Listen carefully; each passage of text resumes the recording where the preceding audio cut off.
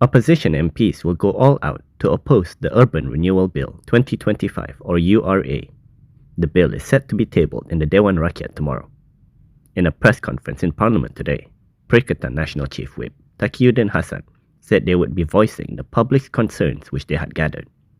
He added that the government should withdraw the bill. Jadi kami sekali lagi, Perikatan Nasional juga mendesak atas dasar keadilan dan juga kepentingan rakyat. Jika sekiranya kerajaan ini merasakan rakyat itu penting kepada mereka, mereka perlu tangguh ataupun tarik dulu rang undang-undang ini. Kalau nak bentang lain kali, kita bincang lain kali. Sebab libat urus tak merata, penerangan tak merata dan juga banyak kekeliruan-kekeliruan di dalam rang undang-undang ini yang tidak dijelaskan oleh kerajaan. Earlier today, several groups, including the Federal Territories Residents Associations, had gathered outside Parliament to submit memorandums objecting to the URA. PN and their supporters had previously argued that the URA risked upsetting the racial balance in cities to the detriment of Malays. They also claim that the proposed legislation lacks clear protection and compensation mechanisms. Can a poor person charged with a petty crime get the same deal as a VIP accused of a major financial crime? This was a question posed by Pandan MP Rafizi Ramli. Rafizi said this in response to the prosecution agreeing to drop their corruption case against Bersatu leader Adam Ratlan Adam Muhammad after he agreed to pay a 4.1 million ringgit compound. In a post on Facebook, he claimed that there appeared to be a trend of bias against the poor in the justice system. Begitulah Alkisah Malaysia. Kalau orang biasa curi susu, hukumannya penjara 6 bulan.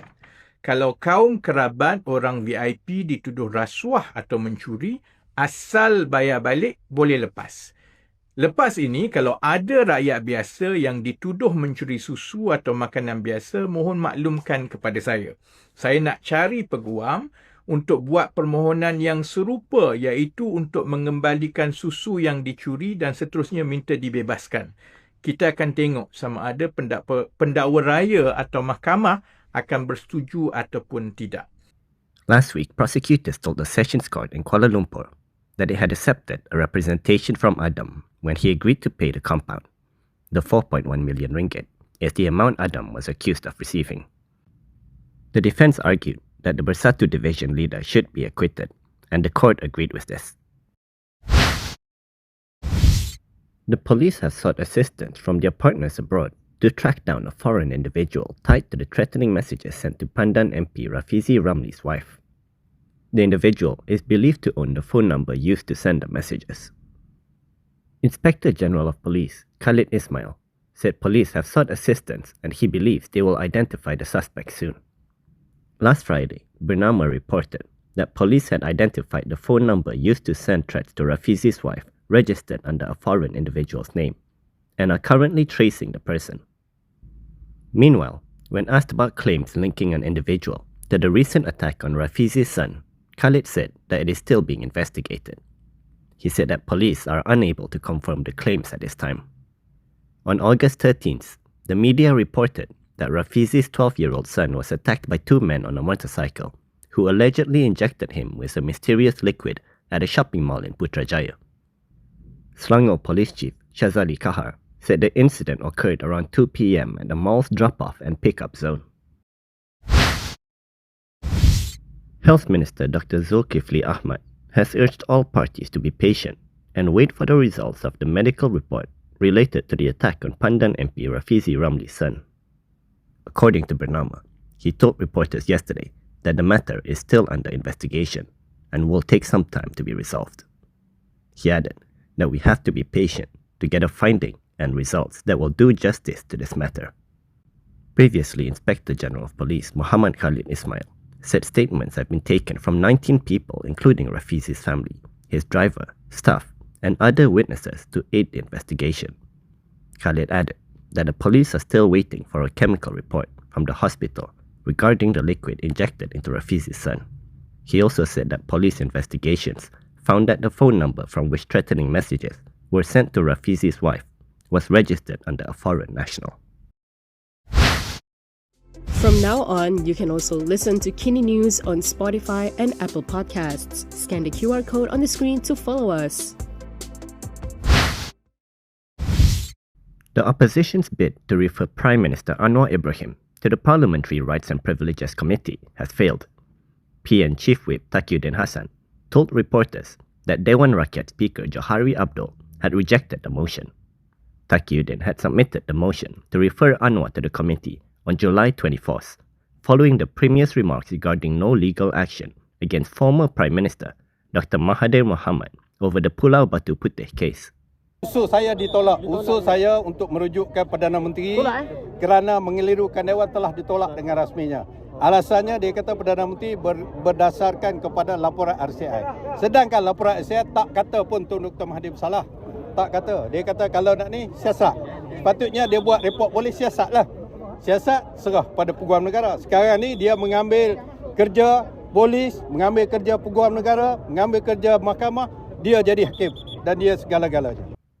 On July 22nd, Anwar told the Dewan Rakyat that the cabinet decided not to pursue legal action against Mahathir over the Pulau Batu Putih issue due to his old age, despite admitting that the former Prime Minister was wrong. When Taqiyuddin filed the motion, he asserted that the Speaker had no reasonable excuse to reject it. Taqiyuddin had also questioned how it is within the Prime Minister's power to accuse or charge anyone. The Shah Alam High Court today has ordered that the remains of Shamsul Haris Shamsuddin, a former cadet of University Technology Malaysia Reserve Officers Training Unit, be exhumed for a second post-mortem.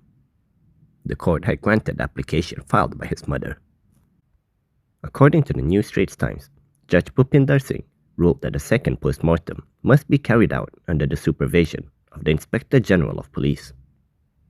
On August 1st, Bernama reported that Kota Tinggi Police Chief Yusuf Osman as saying autopsy results revealed no injuries of criminal nature on the body of the 22-year-old, and they are still waiting for laboratory results to determine the cause of death. The police received a report on the incident at 5:33 p.m. on July 28th. Preliminary investigations found that the victim suddenly became incoherent and lost control while undergoing combat inoculation training at the Army Combat Training Center in Johor at around 2:30 p.m. the same day. He was then taken to Kota Tinggi Hospital by Army medical officers, but was pronounced dead while receiving treatment at the emergency department. The former chief operating officer of My Burger Lab, Andrew Chung, was arrested and remanded yesterday over his social media post on X. In a statement, Bukit Aman CID Director M. Kumar Mutuvelu said Chung is being remanded for 2 days from yesterday to facilitate investigations under Section 4(1) of the Sedition Act 1948. Kumar's statement did not name Chung, but identified him by his social media handle. The investigation also involves Section 505(b) of the Penal Code, which covers statements conducing to public mischief, and Section 233 of the Communications and Multimedia Act 1998 for abuse of network services and facilities. Kumar also warned that police will take stern action without compromise against anyone who deliberately creates or disseminates statements that have a seditious tendency, criminal intimidation, or may cause public alarm and disrupt harmony in Malaysia. In a post on August 21st, which has now been deleted, Chung had criticized the Terengganu government's move to impose a fine on Muslim men who skip Friday prayers without a valid reason. He has since apologized following backlash that accused him of disrespecting Islamic values. The My Burger Lab company said it has terminated his employment and all affiliations with the company effective August 22nd.